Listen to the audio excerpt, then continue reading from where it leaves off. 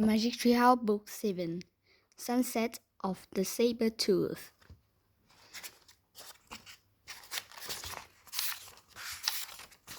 Chapter 1 The Ant Things. "Let's go to the treehouse," said Annie. She and Jack were passing the frog cradles on their way home from their swimming class at the Y. "No, I want to go home and change out of my bathing suit," said Jack. "Oh, that'll take too long," said Annie. "Don't you want to save Morgan as soon as possible?" "Of course," said Jack. "Then come on, before the sun sets," said Annie. She darted into the dark woods. Jack sighed. He gave up on the idea of changing out of his bathing suit. He pushed his glasses into place. He threw Annie into the frog cradles. The warm air smelled fresh and green. He moved through patches of sunlight and shadow. Soon he came to a small clearing. He looked up. There it was, the magic tree house in the tallest tree in the woods. "Hurry," called Annie. She was climbing the rope ladder up to the tree house. Jack grabbed the ladder. He started up after her. Finally, they reached the treehouse. Squeak! A mouse sat on the windowsill. "Hi, Peanut," cried Annie. Jack patted the tiny head. "Sorry, we didn't come sooner," Annie said. "But we had to go to our swimming lesson." "Squeak! What happened while we were gone?" asked Annie, looking around the treehouse. Jack stared at the large ant covered into the wooden floor. On the ant were a moonstone and a mango, the special things they'd found on their last journeys. "Hey, guess what?" said Jack. "Moonstone and mango stuck with the letter M, just like Morgan." "You're right," said Annie. "I bet all four things start with an M," said Jack. "Right," said Annie. "I wonder where we'll find the next one." She and Jack stared at the stacks of books in the treehouse. Books on the Amazon rainforest, ninjas, pirates, mummies, knights, and dinosaurs. All of them were closed. Only one book lay open in the corner. "We're just about to find out," said Jack. They walked over to the open book. They looked at the page. The book was open too. It showed a picture of rocks and snow. "Wow," said Annie, running her finger over the picture. "I love snow. I wish we could go there right now." "Wait," said Jack. "We're not prepared." Then he had another thought. "And we're wearing our bathing suits." "Stop." "Oops," said Annie. Too late. The wind started to blow. The leaves started to shake. The treehouse started to spin. It spun faster and faster. Then everything was silent. It was as silent as the falling snow. Chapter 2 Bones. Jack, Annie, and Peanut looked outside. Snow was falling from a gray sky. The treehouse was in the tallest tree in a grove of tall, bare trees. The roof was on a wide, white plain. Beyond the plain were high, rocky cliffs. "I'm cold," said Annie. Her teeth chattered. She wrapped her towel tightly around her. Squeak! Peanut sounded cold too. "Poor mouse," said Annie. "We'll put you into Jack's pack. You'll be warmer there." Annie slipped Peanut into the pocket of the backpack. "We'll have to go home," said Jack. "We'll need warmer clothes." "We can't go home," said Annie. "We can't find the Pennsylvania book. Not until our mission is complete. Remember, that's the way the magic works." "Oh, right," said Jack. He looked around.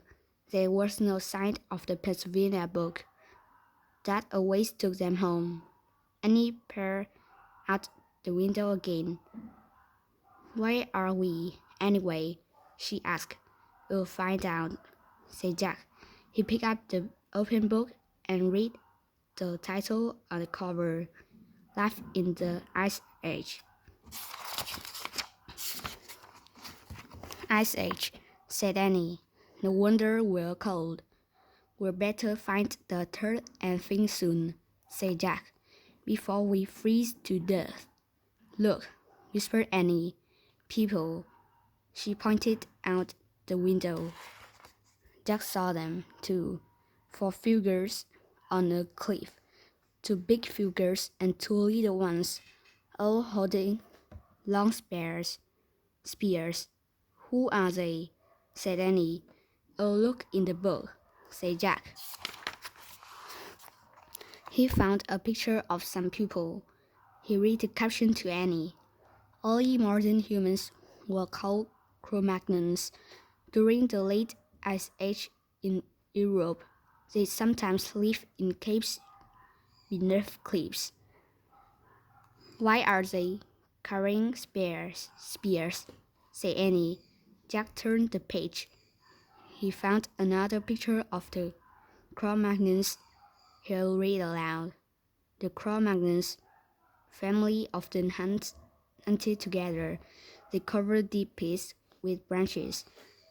Then they drove reindeer and mammoths into the traps." "Oh, trapping the animals. That's sad," said Annie. "No, it's not," said Jack. "They couldn't live without hunting. They didn't have supermarkets, you know." They watched the family disappear over the other side of the cliff. "Come on, I'm freezing," said Jack. "Let's hurry and find the anything while the Cro-Magnons are hunting." "But I want to meet them," said Annie. "Forget it," said Jack. "They don't have books that tell them about us." The thing were some enemy and hurled their spears. "Yikes," said Annie. Jack put his book away. Squeak. Peanut peeked out of the backpack. "Stay in there," said Annie. Jack pulled on his pack and started down the rope ladder. Annie floated on the icy ground. They huddled together. The wind was biting, but Jack put his towel over his head. Snow blew against his glasses. "Hey, Jack," said Annie. "Look at me." Annie had put on her swimming goggles. "Now I can see," she said. "Good thinking," said Jack. "Now cover your head with your towel. Most of your body heat is lost through your head." Annie wrapped her towel around her head. "We should find a cave or someplace warmer," said Jack. "I bet there are caves in those cliffs," said Annie. She and Jack started across the white plain. The snow wasn't deep yet, but the wind was blowing hard. "I told you." Annie pointed to an opening in the rocks. "A cave." They ran to it. "Careful," said Jack. They stepped carefully into the shadowy cave. It was only slightly warmer inside, but at the least the wind wasn't blowing. In the gray light, they stamped the snow off their sneakers. Annie took off her goggles. "It smells in here," said Jack. "Yeah, like a wet dog," said Annie. "Let me see what I can find out," said Jack. He pulled out the Ice Age book. "I'll look around," said Annie. "Maybe the Airthings is here. Then we can go home and get warm." Jack stood by the entrance so he could read the book. This cave is filled with sticks. Annie said. What? Said Jack. He didn't look up from the book. No, wait. I think they're bones, said Annie. Bones, echoed Jack. Yeah, lots of them back here, all over the floor. Jack turned the page of his book. He found a picture of a cave filled with bones. I hear something, said Annie. Jack read the writing below the picture of the cave. It said, The red cave bears of the Ice Age were over 8 feet tall. These bears were larger and fiercer today's gliss. Their caves were filled with the bones of their ancestors. Annie, whispered Jack, get back here now. They were in the cave of a red cave bear.